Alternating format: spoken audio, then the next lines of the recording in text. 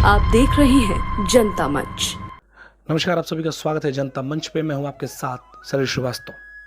जनता मंच की टीम पहुंची है घोड़ाखाल मंदिर, जिसके लिए ताल से भवाली के तरफ आना होता है और उसके बाद से घोड़ाखाल मंदिर में हम पहुंच गए हैं। और ये घोड़ाखाल मंदिर की जो विश्वसनीयता है, जो इसकी इतिहास है, इसका बहुत ही पुराना है। आपको बता दें कि वैसे तो हर वर्ष यहाँ पर काफ़ी पूजा पाठ होता है, हर साल यहाँ पे भक्तों का हमेशा तांता लगा रहता है, लेकिन जो है नवरात्रि के टाइम यहाँ पर काफ़ी भीड़ रहती है। और आपको बता दें कि उत्तराखंड में इन्हें गोलू देवता गोलजू के नाम से भी जाना जाता है, पूजा जाता है। इस मंदिर की बहुत पौराणिक कथाएं हैं। तो फिलहाल आपको पहले मंदिर की तस्वीर दिखा दें, फिर हम बाकी आपको पूरे मंदिर का क्या कुछ इतिहास है वो बताएंगे। इस मंदिर की हम आपको खासियत बताएं, विश्वसनीयता बताएं, और इससे पहले आप खुद समझ इतनी आखिरकार हालांकि बहरहाल घंटी होती है, लेकिन ये मंदिर घंटी के नाम से ही प्रसिद्ध है। यहाँ पर घंटी जो है ये खुद में एक बहुत बड़ी इसकी महत्वता है। कहा जाता है कि जो भी अपनी कोई भी मान्यता होती है, जो भी इच्छा होती है, वो यहाँ पर एक धागे में बांधा जाता है और उसके बाद से यहाँ पर घंटी लगाकर जब उसकी मान्यता पूरी हो जाती है तो यहाँ पर वो घंटी बांधता है। देखिए, ये मान्यता पूरी होने के बाद इन घंटियों को बांधा गया है, जो तस्दीक करता है कि यहाँ की क्या कुछ इतिहास है, यहाँ की क्या कुछ कहानियाँ हैं। तो घोड़ाखाल मंदिर की हमने आपको तस्वीर दिखाई, आप भी काफ़ी चौंक गए होंगे कि पूरे मंदिर परिसर में सिर्फ घंटी घंटी। आखिरकार इस घंटी का क्या रहस्य है, इस मंदिर की क्या कुछ मान्यताएं हैं, ये क्या कुछ है, आप भी जरूर समझने की कोशिश करना चाह रहे होंगे। तो हम आपको ज़रूर बताएंगे, क्योंकि हमारे साथ मंदिर के जो मुख्य कार्यवाहक हैं श्री रमेश जोशी जी हैं। इनसे हम जानना चाहेंगे कि आखिरकार इस मंदिर में इस घंटियों का रहस्य। और हम देख सकते हैं कि ये पर्चियाँ भी इसमें टंगी हुई हैं। तो क्या कुछ है इन पर्चियों का राज, क्या कुछ है इन धागों का राज, क्या कुछ है इन घंटियों का राज, तो हम रमेश जी से कुछ जानना चाहेंगे।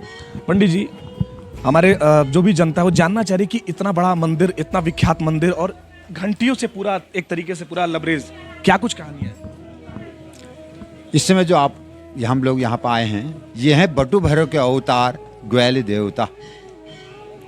इन्होंने न्याय के लिए जन्म लिया और जगह जगह इन्होंने अपने न्याय के लिए गद्दे लगाई, जो कि इस समय पूरे हमारे कुमाऊं और गढ़वाल में लगा जाते हैं, उत्तराखंड में लगा कर 22 हैं, जिनमें की 3 बहुत जागृत हैं।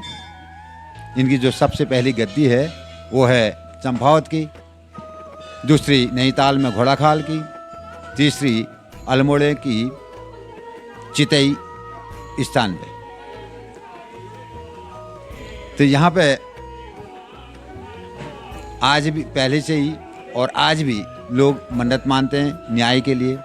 जब न्याय मिल जाता है तो दोबारा आकर प्रभु की पूजन करने का विधान है। तो धीरे धीरे पर यहाँ पे बजाने के लिए घंटी नहीं थी, तो 1936 में एक यहाँ जिनकी ये ज़मीन थी रामपुर नवाब जी की, उन्होंने 5 किलो की घंटी यहाँ पर चढ़ाई। दूसरे धर्मों के होने के कारण यहाँ पे यह प्रथा लगी कि यहाँ पे घंटी चढ़ाकर मन्नत पूरी होने के बाद घंटी चढ़ाई जाती है। फिर उसके बाद ये ज़मीन जो है यहाँ से अंग्रेज़ों ने ले ली थी। फिर 1951 में यहाँ से गए तो उन्होंने यहाँ पे 25 किलो की एक घंटी चढ़ाई, जो यहाँ लगी हुई है, जो आज भी लगी हुई है। तो धीरे धीरे धीरे करके ये घंटी का प्रचलन होगा कि मन्नत पूरी होने के बाद घंटी बांधी जाती है। पौराणिक कहानी है कि राजा जो झलराज राजा जी जो थे, उनकी 7 पत्नियां थी, कोई बच्चे नहीं हुए, तो 8वीं पत्नी से विवाह के बाद, मतलब ये कहानी है, क्योंकि हमने तो नेट से ही पढ़ा है, लेकिन जो आप हमें बताएंगे वो सच्चाई है। ये बिल्कुल हकीकत है। जब ये मैंने पहले सबसे पहले बताया कि बट्टू भैरव के अवतार हैं। जब राजा हलराई के कोई संतान नहीं हुई तो उन्होंने माता कालिंगा से शादी करी,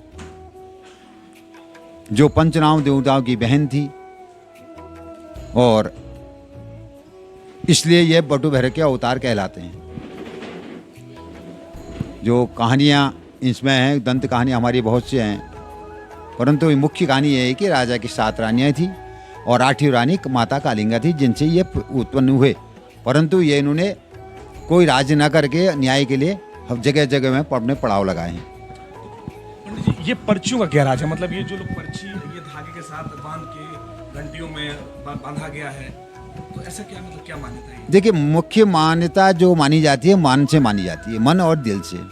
परंतु आजकल कोई मन से नहीं बना या भीड़ के कारण वहाँ पे अधिक देर खड़ी नहीं हो पाते हैं, इसलिए वो लिख कर और यहाँ पे टांग जाते हैं। तो मतलब घंटियों के साथ इसे टांगना होता है? नहीं नहीं नहीं, ये गलत। घंटी के साथ कोई टांगना नहीं होता, न कि प्रार्थना पत्र भी टांगने की कोई जरूरत नहीं। मन से आप मानेंगे, परंतु ये देख देख कर मन और एक घंटी चढ़ा दें, कोई दोबारा नहीं आ पाते हैं मन्नत पूरी होने के बाद।